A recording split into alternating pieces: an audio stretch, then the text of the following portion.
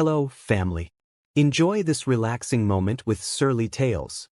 Remember to hit the like button, subscribe, and share your thoughts in the comments. It means the world to us. Also, share this video with your friends and loved ones, and turn on post notifications so you don't miss future videos from us. Thank you as you do so.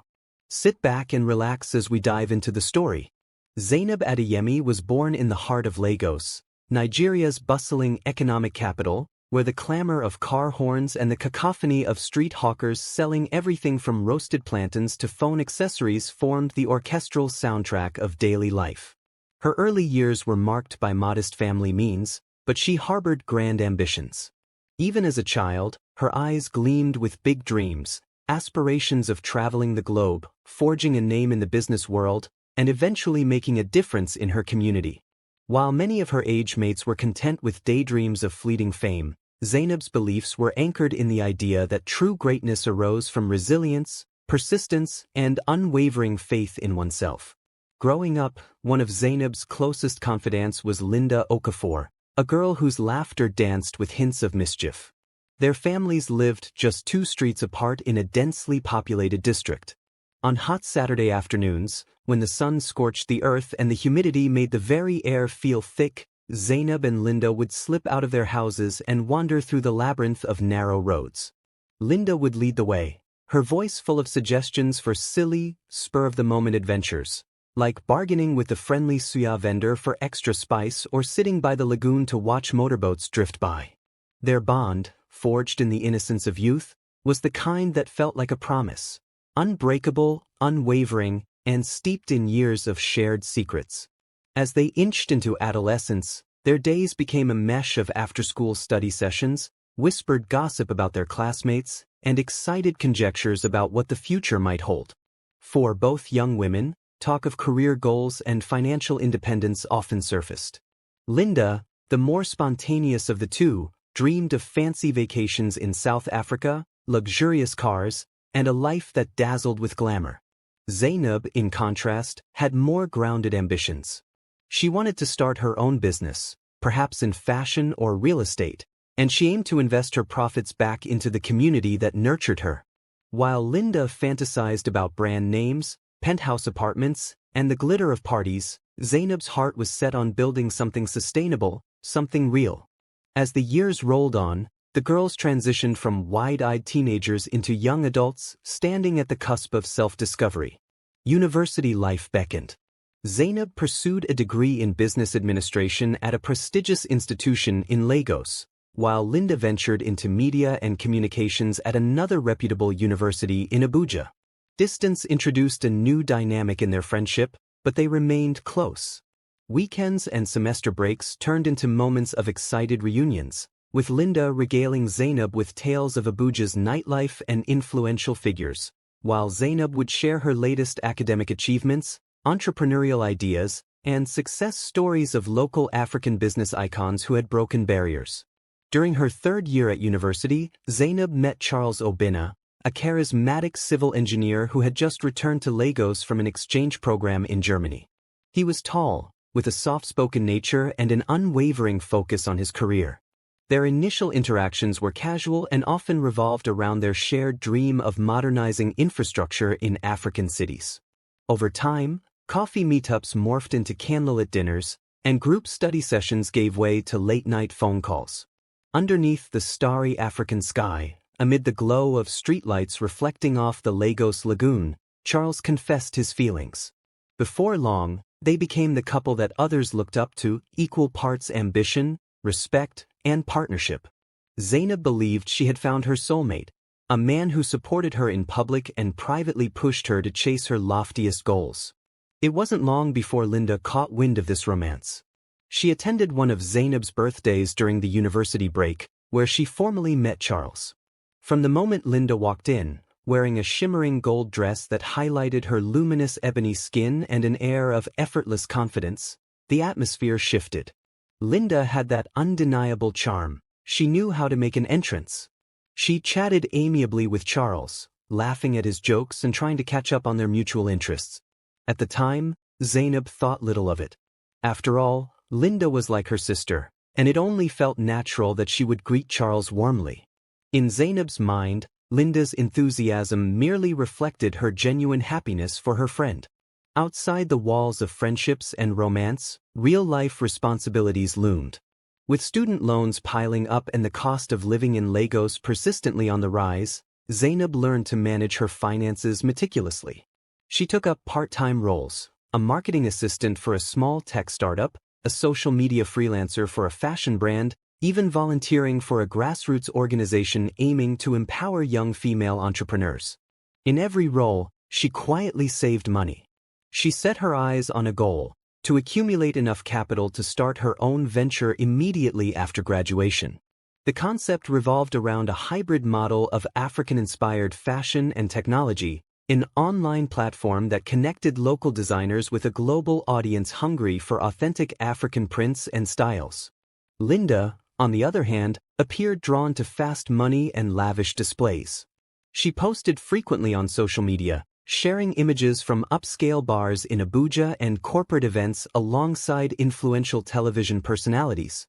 Whenever they talked, she dropped names of high-profile individuals she had rubbed shoulders with, hinting that she would soon step into stardom. Zainab supported Linda's hustle, although she occasionally worried about Linda's risk-prone attitude. Linda's desire for quick success sometimes overlooked caution, but Zainab dismissed her anxieties.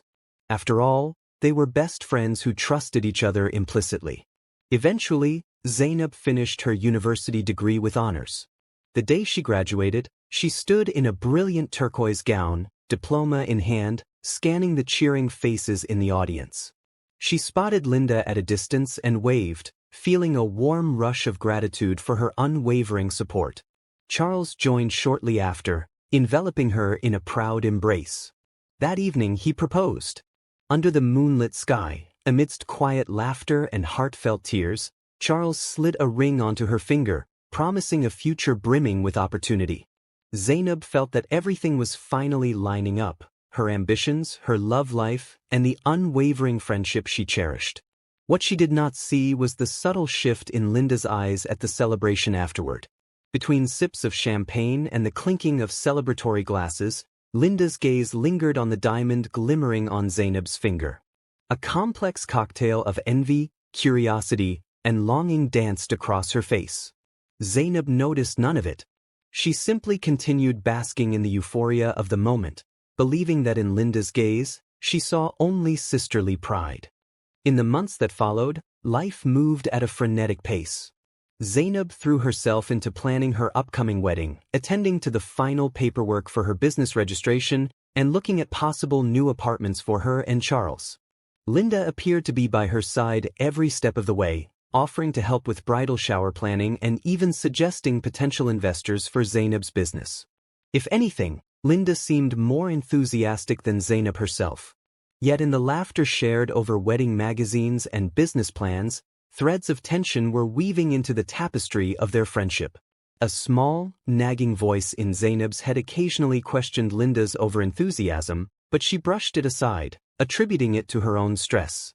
Through it all, she believed wholeheartedly that nothing could sever the bond she and Linda had formed. How wrong she would be, and how deeply that realization would cut, was a future Zainab could not yet begin to fathom. Zainab rarely let her guard down. She prided herself on having a keen intuition, an internal compass honed over years of navigating Lagos's complexities, from combative market haggling to shrewd business negotiations. Yet, even the sharpest instincts can be dulled by the glow of trust. In Linda's presence, Zainab had always felt safe, as though nothing in the world could harm her. Linda was the friend who had stood by her during her mother's illness, the confidant who knew her greatest fears and greatest joys, the sister she never had.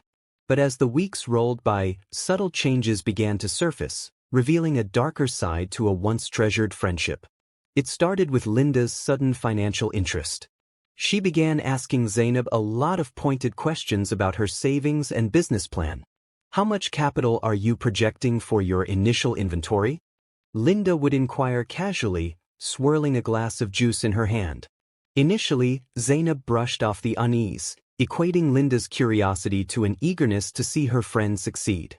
Linda had also started forging a suspiciously close relationship with Charles, texting him frequently about wedding logistics or business events in Abuja that he might find helpful for his engineering career. Though it made Zainab slightly uncomfortable, Charles assured her that Linda was simply trying to help him expand his professional network. Meanwhile, Zainab worked tirelessly. She invested her meager post-university earnings and combined them with an inheritance she had received from a late aunt. She poured it all into setting up her e-commerce platform, registering a brand new boutique in Victoria Island, and forging partnerships with local tailors who specialized in vibrant Ankara and Osso oak prints. Each day, she hopped between prospective suppliers, scoured markets for the best textile deals, and spent late nights perfecting her brand's social media strategy. By the time her wedding was just 3 months away, she had amassed a nest egg substantial enough to cover not only the final touches of her marriage ceremony but also the bulk of her business's launch costs. Unbeknownst to Zainab, Linda had other plans swirling in the background. Over the years, Linda had grown weary of what she perceived to be second-best status in Zainab's life. Her visits to Abuja had familiarized her with affluent circles, and she envied the stability and respect Zainab had garnered with her meticulous savings and unyielding work ethic. Every time Zainab spoke of her new online store or her expanding following on Instagram, Linda felt a pang of bitterness. That bitterness only intensified when she met Charles, the handsome, supportive fiancé who treated Zainab like a queen. Somewhere along the line, Linda concluded that Zainab did not deserve all that fortune alone, that she, Linda, had a rightful claim to some of that happiness. What began as simple curiosity metastasized into a devious plan. During wedding preparations, Linda volunteered to handle the couple's wedding budget spreadsheet, suggesting that her knowledge of event planning could help them save costs.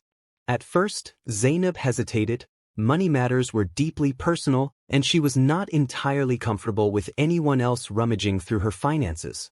But Linda wore her down with persistent assurances. She even claimed she had experience managing budgets for corporate functions in Abuja. Eventually, Zainab relented, giving Linda access to her bank statements, online transfers, and crucial documents that outlined her wedding fund as well as the capital allocated for the launch of her fashion e-commerce site. Around the same time, Charles noticed Linda growing more flirtatious. She would casually place a hand on his shoulder during conversation, refer to him by endearing nicknames, and compliment him in ways that felt a bit too intimate. At first, Charles politely laughed it off. He believed Linda was just an uninhibited, affectionate soul. But as the intensity of her attention grew, he started to feel a subtle discomfort. Whenever he tried to confront Linda about it, she claimed she was merely teasing, emphasizing that Zainab was like her sister and she could never cross that boundary. Little did Charles or Zainab know that Linda's flirtations were part of a calculated strategy. She wanted Charles to notice her but not be alarmed enough to tell Zainab. She wanted to create a rift so gradual that by the time the betrayal came to light, she would already have what she desired. And so she proceeded with her two-pronged scheme: siphon off Zainab's money under the guise of wedding and business expenses, while slowly driving a wedge between the couple until Charles turned to her for comfort. The first sign of trouble was a missing 50,000 naira from Zainab's wedding account. It was a relatively small amount, so Zainab assumed it must have been a bank error or an accidental double payment for some vendor. But the discrepancies multiplied. One day, she realized that nearly 200,000 naira was gone from her business account. She anxiously confronted Linda, who feigned shock and pointed fingers at possible online fraud. Promising to help fix the issue, Linda recommended they transfer the remaining funds into a joint account for better oversight. In her stressed state, Zainab fell for it, desperate to secure her finances before any more mysteriously vanished. Amid the financial tumult, Linda cleverly injected seeds of doubt into Zainab's mind about Charles's loyalty. She made ambiguous comments like, "You shouldn't be too trusting, Zainab. Men can switch up when they see a better opportunity," or "Charles sure does spend a lot of time in the company of certain female colleagues, doesn't he?" Zainab brushed these off initially, placing her faith in Charles's unwavering commitment. But under the mounting pressure of planning her wedding and launching her startup, her emotional fortitude began to crack. With each new piece of gossip, she felt the sting of doubt. Nights turned restless, filled with endless questions swirling in her mind. All this while, Linda was steadily moving money out of the joint account. The sums were small enough not to raise immediate red flags, but significant enough to build up a hidden stash. She forged invoices from phantom wedding suppliers, manipulated ledger entries, and covered her tracks meticulously. By now, Linda had begun to nurture her own ambitions of a lavish lifestyle, complete with overseas trips and real estate acquisitions. And if Charles ended up falling into her lap, that would be the ultimate prize. She fed him compliments and slyly hinted at how much she admired his engineering genius, how Zainab was so busy and so stressed all the time, making it hard for him to receive the affection he deserved. Over time, Charles found himself confiding in Linda about minor issues in the relationship. He had no clue he was stepping right into her web. The final blow came 2 weeks before the wedding. Zainab woke up early to check on a vendor payment and discovered her online banking portal blocked. Bewildered, she raced to the bank to unravel the situation. She nearly fainted when she saw the account balance, 0. Every last naira was gone, her wedding fund, her business capital, her emergency savings. Further inquiries revealed that the funds had been transferred to an account under Linda's name. Alarmed and devastated, Zainab called Linda dozens of times, but her phone was switched off. Panicking, she then tried to call Charles to tell him what had happened, only for him not to answer. She had a sinking feeling in her stomach, an instinctive warning that the betrayal she never suspected was far darker than she could have imagined. Later that evening, she received a curt text from Charles. "I'm sorry, Zai. I can't go through with the wedding. I need time to figure things out." That was it. No explanations, no apologies. Just like that, Zainab's world collapsed. Best friend missing, fiancé gone. In a city as big and boisterous as Lagos, nothing had prepared her for a betrayal so intimate. Pain layered upon confusion, confusion layered upon shock. She spent the rest of the night trembling in a corner of her bedroom, tears streaming down her face as she clutched her phone, hoping that this was all a nightmare from which she could soon awaken. But it was no dream. It was the bitter taste of reality, and the opening chapter of a transformation that would soon redefine her life. Zainab's emotions in the days following the betrayal swung between crippling despair and simmering anger. First came the paralyzing realization that her entire life savings, built on years of discipline, scrimping, and unwavering optimism, were gone. Next came heartbreak that left her gasping. Memories of Linda's laughter, of their shared jokes, and the late-night chats about their future achievements battered her heart. Then, like salt on an open wound, the painful reality of Charles's abrupt departure sunk in. At first, she couldn't process it. She merely moved through her house in a haze, ignoring the wedding decor that still adorned her living room, the unopened boxes of bridal gifts, and the half-finished invitations. She shut off her phone to avoid curious relatives and disappointed vendors who bombarded her with questions. For nearly a week, she lived in a daze, drifting between her bed and the kitchen. The curtains stayed drawn, shutting out the vibrant Lagos sunlight, as though any brightness in her life needed to be sealed away. Occasionally, a knock at the front door roused her, neighbors bringing jollof rice or pepper soup after rumors spread that her wedding was off. She accepted these offerings with a mechanical nod, though she barely tasted any of it. During the second week, her mother, Mama Adeyemi, a strong-willed matriarch who believed in the power of prayer and perseverance, arrived unannounced. She walked into Zainab's living room to find her daughter curled up on the couch, eyes bloodshot from crying. Without a word, Mama Adeyemi set aside her handbag, walked over, and wrapped Zainab in a hug so firm that the younger woman couldn't help but break down anew. After a few minutes of muffled sobs, she guided Zainab to her bedroom, helped her remove the piles of clothes scattered around, and softly encouraged her to bathe. While Zainab was in the shower, her mother ventured through the rest of the house, assessing the damage left in the wake of Linda's treachery. She discovered empty folders that once held bank statements, a desk littered with thrown-about receipts, and a wedding gown, still in its plastic wrap, lying half-crumpled on the floor. With stoic determination, Mama Adeyemi began to clean. She packed away the wedding decorations, folded the gown, and arranged Zainab's business documents in neat piles on the dining table. Her eyes glimmered with tears as she worked, but she kept them in check. She knew her daughter needed strength, not sadness. When Zainab emerged, cleansed but still emotionally raw, her mother guided her to the dining table, opening the battered folder that contained her original business proposal. "This," Mama Adeyemi said firmly, pointing at the typed pages, "is your dream. And no one can steal your dreams unless you let them." The words triggered something deep inside Zainab, a spark she thought she had lost forever. She cast her gaze down at the proposal, Ebony e-commerce, a bold plan to empower local fabric designers and tailors by creating a global marketplace for African fashion.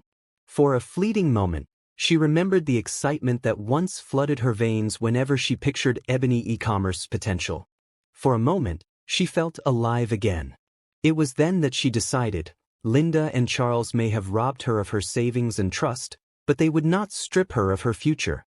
If she let the betrayal dictate her life, she would be complicit in her own downfall. She would find a way to rebuild, no matter how impossible it felt. That night, with her mother offering quiet moral support from the living room, Zainab opened her laptop and began drafting a new roadmap, a plan to secure funding from other sources, to possibly partner with investors she once brushed aside, and to revise her entire budgeting strategy to accommodate the new reality.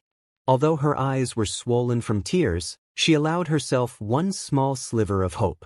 However, life seldom orchestrates perfect comebacks. The next morning, Zainab ventured outside, attempting to face the city that had become a daily reminder of her heartbreak. She had intended to meet with a few potential investors she had identified online. Instead, she discovered just how merciless the rumor mill could be. Some acquaintances averted their eyes, whispering among themselves. Others openly asked, "Are you sure you weren't scammed because you weren't careful with your money?" The insinuations stung, that she was naive, that her tragedy was somehow her fault. Even more painful were the folks who claimed they had seen it coming, painting Linda as an opportunistic vulture. It felt as though the entire city's judgment weighed on her shoulders, compounding her humiliation. Nevertheless, she pressed on. She spent hours each day scanning job boards, applying for part-time opportunities that could help her sustain herself while she resurrected Ebony e-commerce.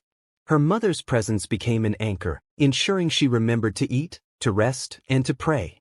Slowly, the cloud of grief began to thin, replaced by determination. Each rejection from potential investors only fueled her anger, transforming it into a driving force to succeed, if only to prove to herself and the naysayers that she wasn't broken. Amid this whirlwind of regrouping, Zainab received an unexpected phone call from Uche, a former classmate who'd become a budding tech entrepreneur in Abuja. He'd heard whispers of her misfortune but also knew of her entrepreneurial skill. He had a proposition. A friend in his circle was looking to expand a digital payment startup into Lagos, and they required a ground partner who understood local markets and had a solid business mindset. It wasn't exactly her original plan for Ebony e-commerce, but the opportunity promised a decent salary along with equity stakes. That was more than enough motivation to grab the offer. Armed with a renewed sense of purpose, Zainab found herself at a small but well-appointed office in Ikoyi just 3 days later. She walked into a conference room of polished glass walls and bright overhead lights, symbols of modern African enterprise.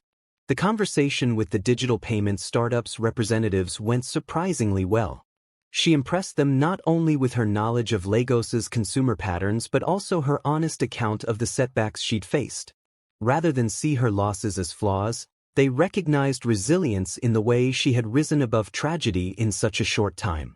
By the end of the meeting, Zainab had a handshake deal to serve as their local operations manager, overseeing product rollouts, marketing initiatives, and all-around business strategies. Her mother was ecstatic when she shared the news that night. Together, they held hands and prayed, thanking God for opening a door after Linda had tried so violently to slam them all shut. A gentle glimmer of optimism seeped back into the corners of Zainab's heart. She saw a path forward, even if it wasn't the one she had originally charted. And in a place like Lagos, where fortunes can be made or lost in the blink of an eye, being flexible was a crucial survival skill. But the journey back to stability was far from smooth. The day after she accepted the role, Zainab went to retrieve the remaining possessions from the apartment she and Charles were supposed to share.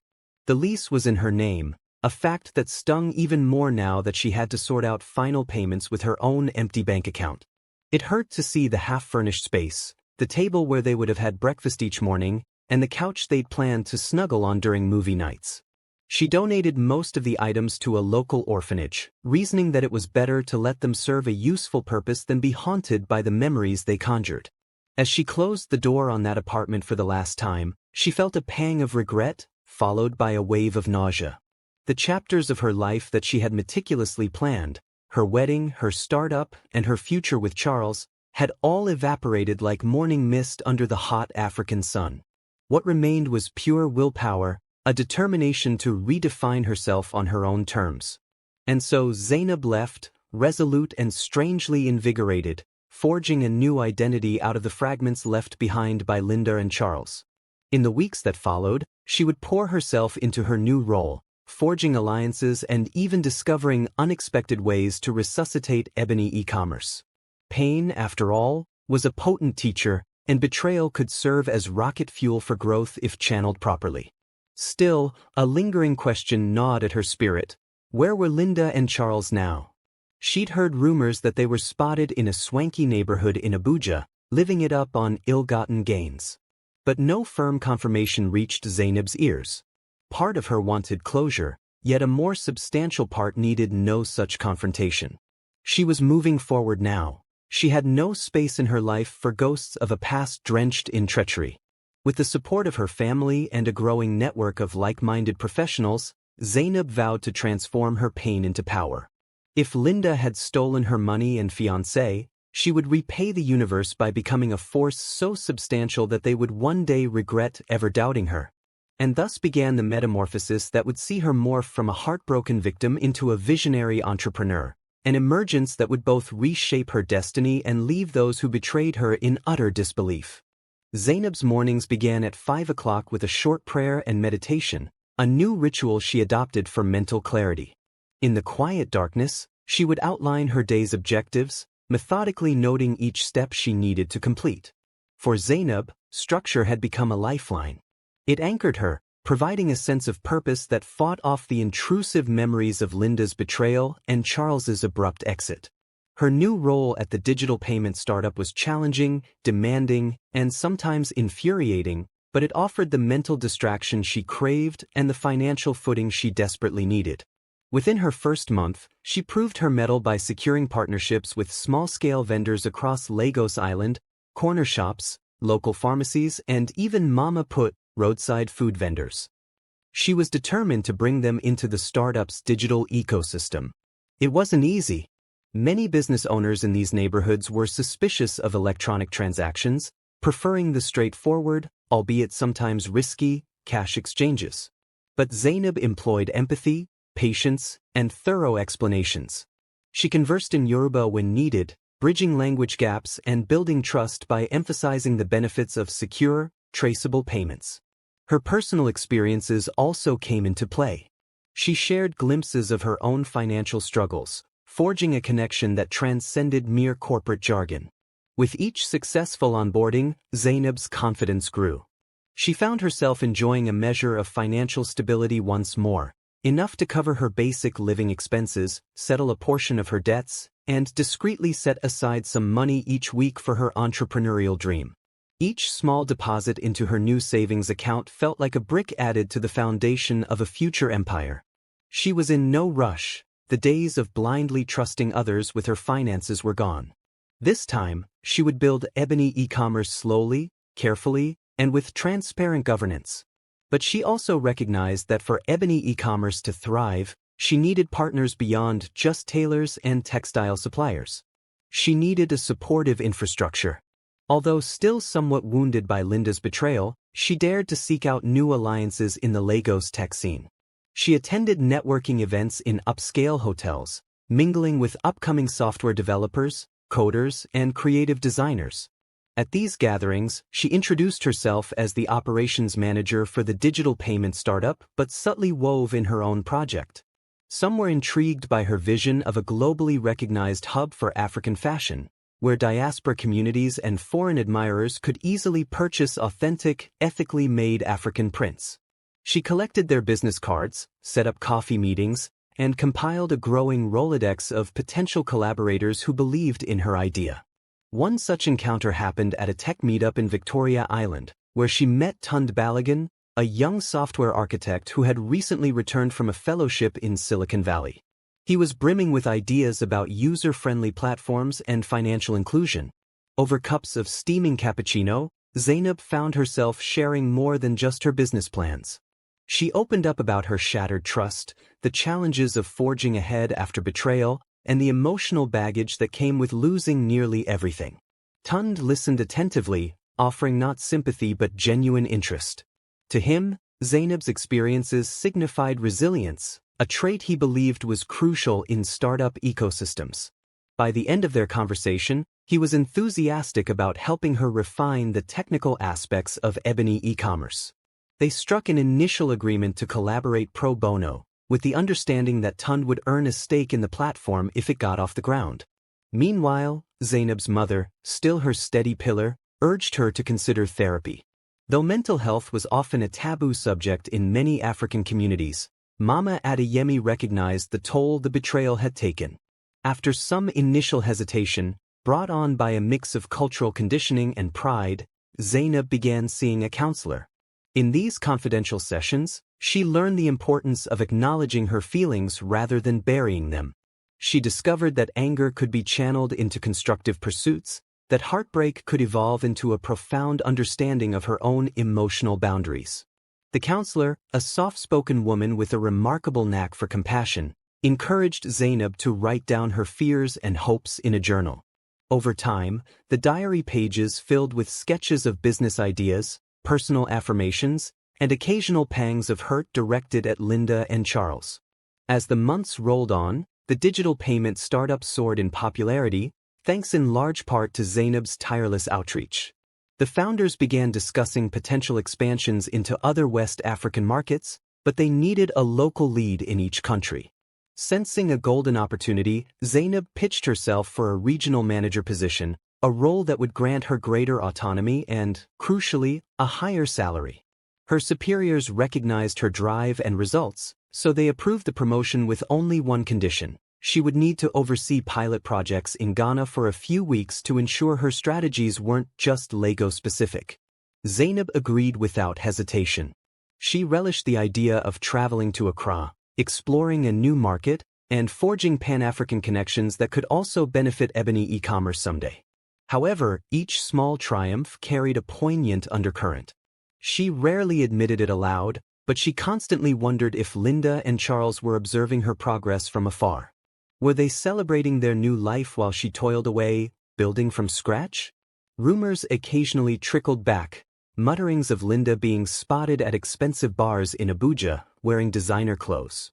Some said Charles had relocated to a cushy estate on the outskirts of the city, now fully invested in Linda's newly minted events management firm. The talk made Zainab's stomach churn with a mix of bitterness and longing. Despite everything, part of her still missed Charles, or at least the version of him she believed she knew. Therapy taught her that grief over a lost relationship could coexist with anger, but it was a concept she wrestled with. Still, she used these rumors as fuel, pushing her to delve deeper into her work and side hustle. Her mother's faith in her, Tund's unwavering support, and her own desire to transcend victimhood served as guiding stars. Gradually, she started forging deals behind the scenes that could catapult ebony e-commerce to success. Using her professional connections, she secured commitments from manufacturers of high-quality packaging materials and even engaged a logistics startup that promised efficient nationwide deliveries, a critical component for any e-commerce venture in a continent as vast and infrastructurally varied as Africa. The next big hurdle was securing seed funding. Traditional banks, with their rigid loan requirements, were out of the question given Zainab's compromised financial history. Private angel investors were an option, but they demanded accountability, prototypes, and documented traction. Armed with a minimal viable product Tund had helped develop, Zainab arranged a demo session in her modest living room, transformed temporarily into a mini tech hub with borrowed laptops and Wi-Fi routers. A handful of potential investors came, intrigued by the market gap ebony e-commerce aimed to fill.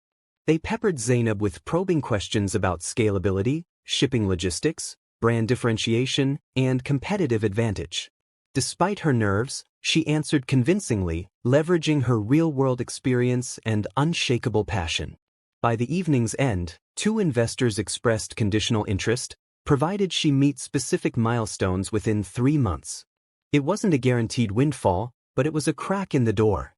As Zainab wrapped up that nerve-wracking demo, she felt tears prick her eyes, tears of relief, gratitude, and a growing sense of validation.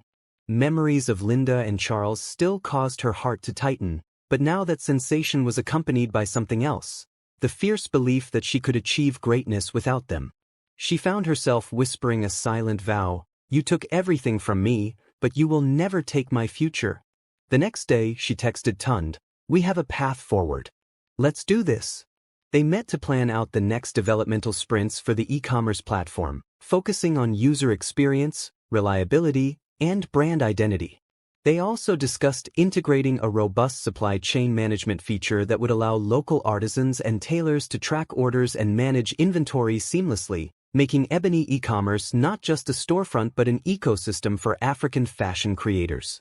In between these meticulous plans, a faint sense of triumph lit up Zainab's soul. She was on the verge of building an enterprise that had the potential to reshape African fashion retail. And if Linda and Charles thought they had left her in ruins, they were sorely mistaken. Each passing day of growth and forward momentum was a step closer to revealing an empire neither of them had ever anticipated, one that would stand as a testament to her resilience, intelligence, and unwavering will to succeed. With her eyes set on the horizon, Zainab pressed on, determined to transform her heartbreak into a legacy. The stage was slowly being set for a grand unveiling, a moment when she would let the world see not a woman undone by betrayal, but a formidable leader who refused to let treachery have the final say. 8 months after Linda's betrayal, Zainab boarded a flight from Lagos to Accra, the first step in her new role as a regional manager for the digital payment startup. Navigating the bustling Murtala Muhammad International Airport, she allowed herself a private smile. This would be her first trip outside Nigeria for professional reasons. Despite the whirlwind that had torn her life apart, she had managed to secure a foothold in the corporate world. Even as she felt a surge of gratitude, her mind flickered to ebony e-commerce and how the upcoming pilot projects could further enrich the platform's networking potential. The flight itself was uneventful. Zainab spent much of the hour-long journey finalizing presentations on her tablet, occasionally peering out the window at the clouds drifting lazily below. She touched down in Ghana's Kotoka International Airport, stepping out into a mild breeze that was a welcome change from Lagos's humid heat. Her local counterpart, a friendly woman named Adamma, greeted her with a broad smile. Together, they navigated across surprisingly orderly traffic en route to a boutique hotel in OSU, an upscale neighborhood known for its vibrant nightlife and upscale eateries. Over the next few days, Zainab dedicated herself to work, meeting local merchants, explaining the digital payment platform's advantages, and conducting training sessions. She paid special attention to cultural nuances, quickly learning a few Twi phrases to break the ice and forging an instant rapport with local business owners who appreciated her genuine respect for their customs. By the end of the first week, she'd already exceeded her targets. Her bosses back in Lagos were thrilled. They forwarded her glowing feedback and teased her about staying in Accra longer to replicate the success across more neighborhoods. One evening, after a particularly fruitful day of networking, Adamma insisted they celebrate with dinner at a popular coastal restaurant. Zainab agreed, feeling a rare urge to unwind. The restaurant featured outdoor seating with a panoramic view of the Atlantic Ocean, its gentle waves rolling onto the shore under the moonlight. The 2 women found a table near the edge, where they enjoyed plates of grilled tilapia served with a side of banku and pepper sauce. They laughed over shared stories of business challenges and Hafricanfolktales mishaps that delayed events. Zainab felt a sense of camaraderie, happy to have found someone who understood the pressures of being a woman in a still largely male-dominated corporate realm. As they finished their meal, Adamma's phone buzzed. She peered at the screen, her brow arching in surprise. "A friend of mine from Abuja is here in Accra on business," she explained. "He wants to join us for a drink. You cool with that?" Zainab, although a bit tired, saw no harm in it. "Sure," she said with a welcoming nod. And so it was decided they would meet him at a nearby lounge that offered Afrobeat music and an open-air dance floor. They arrived to find the lounge bustling with expatriates and locals alike, all swaying to the infectious tunes of African rhythms. Colored lights danced across the crowd. Amma led Zainab through the throng of revelers until they located a quieter corner. Standing there, in an immaculately tailored suit, was the friend from Abuja. It was Charles. The shock struck Zainab like a physical blow. At first, she believed her eyes were deceiving her, the lounge lights playing a cruel trick. But as she drew closer, there was no denying it was him. Her heart thundered in her ears, and for a moment, she lost her breath. Charles looked equally startled. His eyes widened in disbelief before he quickly schooled his features into a mask of polite neutrality. Suddenly, the lounge music and the chatter faded into the background for Zainab. It was as though time stood still, capturing them both in a freeze frame of unresolved history. Amma, blissfully unaware of their complicated past, performed the introductions. "Charles, this is my colleague, Zainab. She's in town from Lagos on a work assignment." Charles extended his hand stiffly, and Zainab took it with equal reluctance. She felt her stomach knot. The last thing she expected was to cross paths with Charles here, in another country, under such casual circumstances. They exchanged hollow pleasantries, each trying to keep up appearances. When Amma slipped away to fetch drinks, Charles turned to Zainab, his voice barely audible above the music. "I had no idea you worked for that startup. How have you been?" he asked awkwardly. Zainab let out a humorless laugh. "I'm surviving," she replied curtly, not daring to mask the bitterness that still lingered. Before Charles could say another word, Amma returned with a tray of cocktails. The ensuing conversation felt forced and unnatural. Charles spoke mostly with Amma about business in Abuja, occasionally slipping glances towards Zainab. She steeled herself, determined not to let her vulnerability show, nodding along with minimal input. Inside, however, her emotions churned. She was furious at him for daring to pretend everything was normal, but also upset with herself for still feeling such a potent emotional tug. Eventually, Amma excused herself to greet another acquaintance, leaving them alone. Charles seized the moment. "Zainab, about what happened?" "I'm truly sorry," he began, guilt staining his voice. "I know it might mean nothing now, but Linda manipulated me. I was in a bad place." He paused, uncertain if his words were making things worse. Zainab's face remained impassive. "You made your choice," she stated, voice shaking just slightly. "There's nothing left to say." For a fleeting second, Charles's eyes flickered with regret. "I can't change the past," he admitted. "I don't expect forgiveness. But I do want you to know I never meant to hurt you like this. Linda, she turned out to be more than I bargained for." At that mention, a spark of curiosity leaped in Zainab's mind, but she refused to indulge it. She simply said, "That's your problem, not mine." Amma's return interrupted the tense standoff. The rest of the night dragged on, with forced small talk that glossed over the landmine of unresolved pain. Eventually, Zainab feigned exhaustion and asked to leave early. In the taxi home, her emotions finally erupted. She felt the weight of suppressed tears, a kaleidoscope of anger, regret, and a strange hint of pity. She didn't know if the pity was directed at Charles for his choices or at herself for still being affected. Over the following days, Charles made half-hearted attempts to contact her, leaving apologetic voice notes that oscillated between justification and remorse. Zainab listened only once, hearing him detail how Linda had squandered the money, leaving him entangled in a relationship fueled more by guilt than love. He ended by saying he hoped she could find it in her heart to talk, if not for reconciliation, then for closure. Zainab never responded. Instead, she deleted the messages and blocked his number. Focusing on her Accra business mission, she poured any residual emotional tumult into forging new alliances. She expanded her network of contacts across multiple industries, quietly laying the groundwork for ebony e-commerce.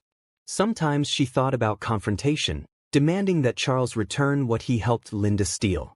But the more she considered it, the more she realized how little she actually desired the confrontation. Those chapters of her life felt like a distant book, left on a dusty shelf in a library she no longer visited. Still, the encounter with Charles ripped open wounds she had assumed were healing.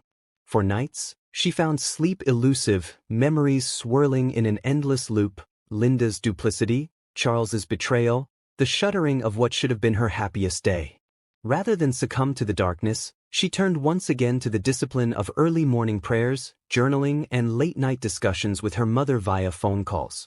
If anything, the chance meeting underscored how far she had come and how much further she intended to go. As her assignment in Accra drew to a close, Zainab realized that crossing paths with Charles, painful though it was, had reinforced her resolve. She was no longer the wounded woman waiting to be rescued or validated. She was forging her future, one negotiation and strategic partnership at a time. Their encounter served as a stark reminder of what she'd lost, and of the unstoppable momentum she had now gained. With that renewed perspective, Zainab packed her bags, bid farewell to Amma, and boarded a flight back to Lagos, harboring a singular thought: the next time fate brought any of them together again, she would be unveiling a success story powerful enough to eclipse every betrayal she had endured. 2 years after Linda's betrayal, Lagos's skyline had grown denser, dotted with new skyscrapers that hinted at the city's relentless expansion. In one of these towering structures, an elegant glass edifice in the heart of Victoria Island, Ebony e-commerce prepared for a grand launch that promised to be the talk of the African startup scene. Banners hung from the ceiling in the lobby, emblazoned with the company's logo, a stylized silhouette of a woman's head wrapped in a vibrant African geli, encircled by modern, minimalist typeface that spelled out Ebony e-commerce. The tagline beneath read, "Bridging Africa's fashion to the world."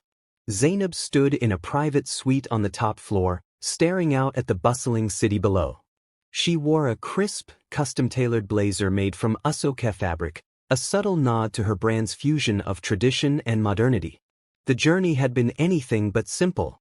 After her run-in with Charles in Accra, she returned to Lagos and threw herself fully into her dual responsibilities.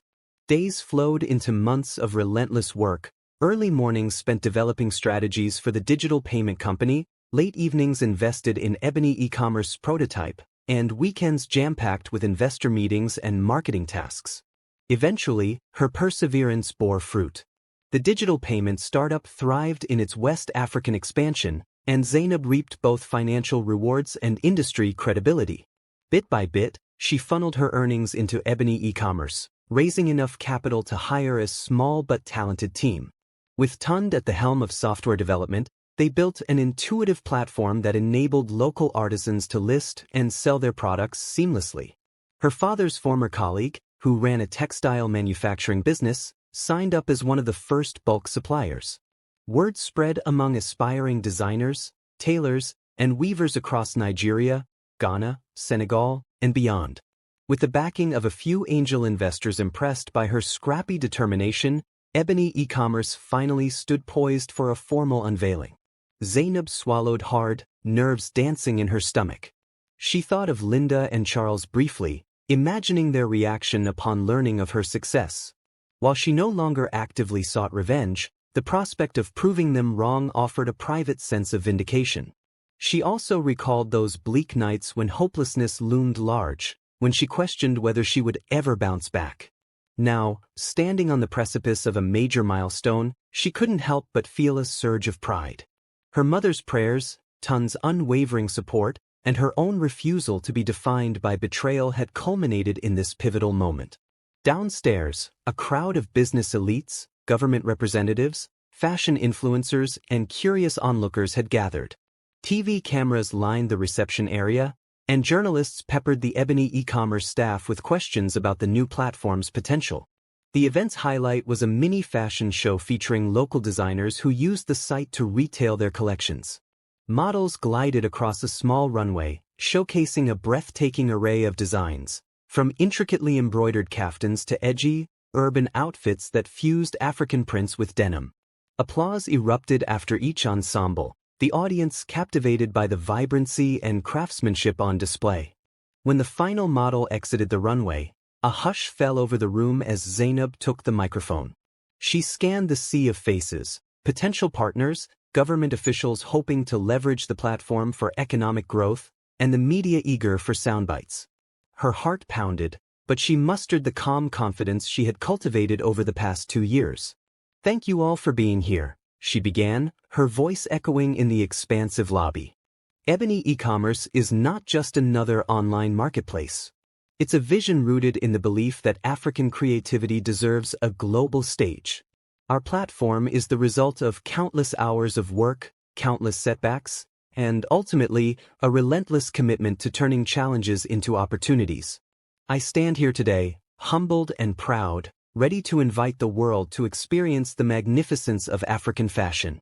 The crowd erupted in applause, cameras flashing as she stepped away from the podium. Tund joined her on stage to demonstrate the user interface of the website on a large screen. Excited murmurs filled the air as the audience witnessed how effortlessly a designer could upload a new creation, set a price, and arrange for shipping through the integrated logistic partners.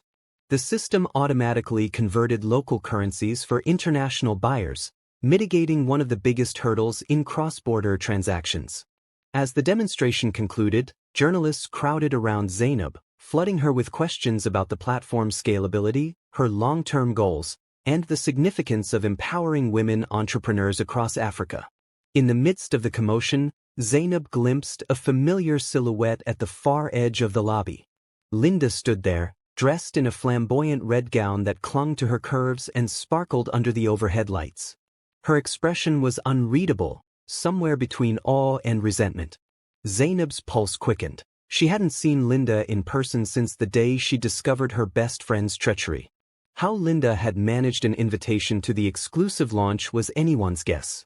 But there she stood, a living ghost from Zainab's past.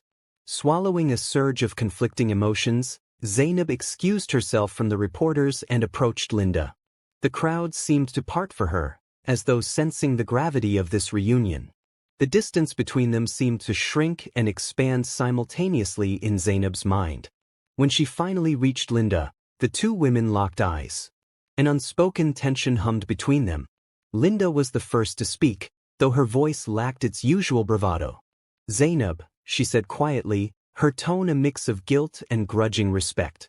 I saw the coverage on TV. I had to come see for myself." Zainab could barely manage a nod, her throat constricting. She wondered if she should speak about the pain Linda had inflicted, the money stolen, the wedding she'd sabotaged. Yet, she found herself unexpectedly calm. She had moved beyond that chapter, and she had no intention of revisiting the wreckage.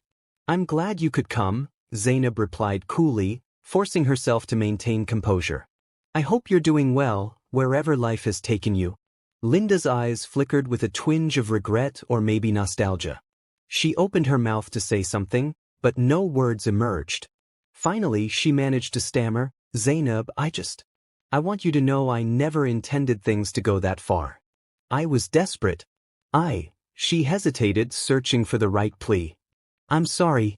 The apology hung in the air, echoing amidst the distant chatter and camera flashes.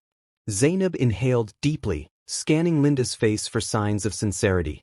"I don't know if I believe you," she answered honestly. "And I'm not sure it matters. The damage was done. I've moved on. I suggest you do the same." Silence enveloped them.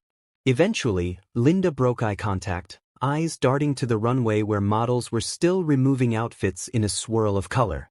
Without another word, she turned and slipped away into the dispersing crowd. A sense of finality washed over Zainab. She felt lighter, as though a burden she'd unconsciously carried for so long had lifted. She no longer needed Linda's validation or explanation. The success of Ebony e-commerce, the realization of her dream, was validation enough. Moments later, Tund appeared at her side, face alight with excitement. "CNN Africa wants an interview," he exclaimed. "They're impressed with the platform's focus on local artisans." Zainab offered him a wide smile. "Let's do it," she said, glancing one last time at the spot where Linda had stood. The emptiness there felt symbolic, like a chapter definitively closed. As Zainab made her way across the lobby to greet the international reporters, she reflected on how drastically her life had changed.